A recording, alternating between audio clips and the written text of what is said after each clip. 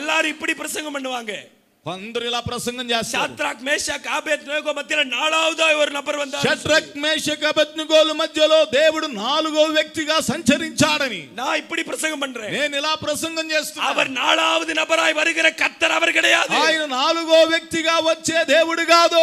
కారణం என்ன தெரியுமா? కారణం ఏంటి తెలుసా? அவங்கள நெருப்புல தூக்கிட்டு போய் போடுறவங்க கூட எரிஞ்சு சாம்பலாயிட்டாங்க. వారిని అగ్నిలో పడవేయటానికి తీసుకొని వెళ్ళిన వారు కూడా కాలి బూడిదయ్యారు.